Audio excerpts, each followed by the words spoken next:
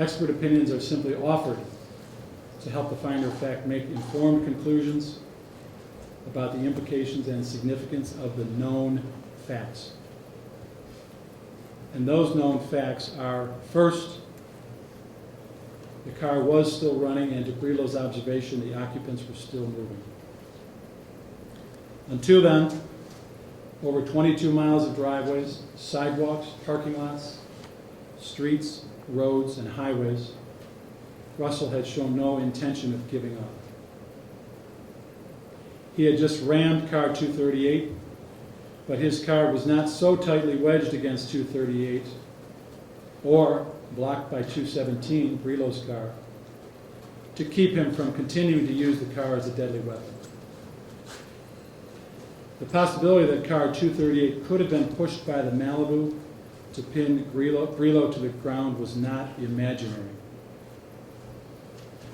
Second, up to 3 other officers were not convinced by then that the threat was over, because 3 other shots were fired during Brelo's final volley of 15 during the last 7.392 seconds. Third, Sobolik, a reasonable police officer praised by the prosecution as having moral strength and courage, expressed a belief at trial that the car's occupants still posed a threat during the last 8 seconds. Additionally, Brelo was acting in conditions difficult for even experienced police officers to imagine. He was in a strange place at night, surrounded by gunfire, sirens, and flashing lights. He and Moore had fired straight through their own windshield, thinking they were about to be shot and killed. He described it as worse than being under attack from rockets and mortars while serving as a Marine in Iraq. These and more are the totality of the circumstances happening when he decided to use deadly force.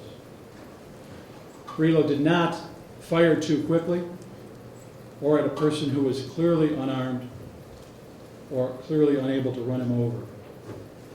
He did not fire at somebody walking or running away.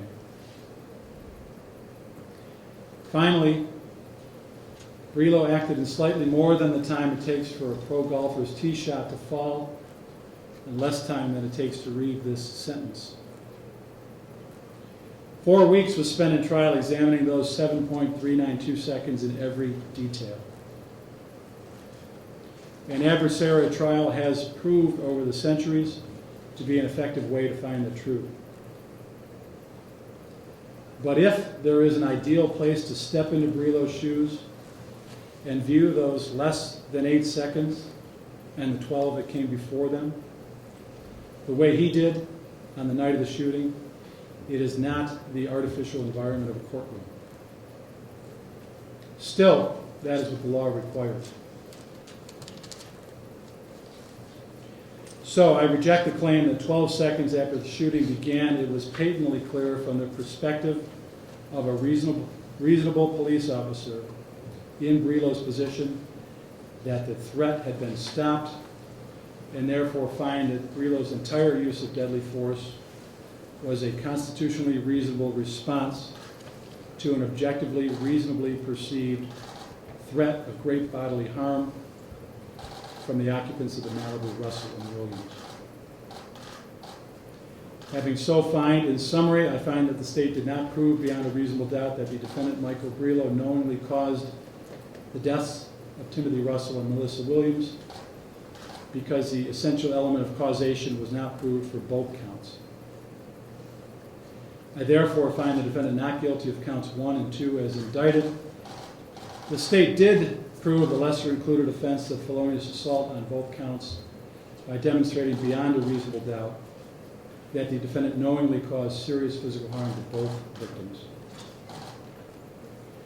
But the defendant proved by a preponderance of the evidence that he is legally excused from liability for those crimes because he caused the serious physical harm to the victims in a constitutionally reasonable effort to end an objectively reasonable perception that he and the others present were threatened by Russell and Williams with imminent serious bodily harm. I therefore also find the defendant not guilty of felonious assault the lesser included offense on both indicted counts. And the defendant is discharged. Thank you. We're off to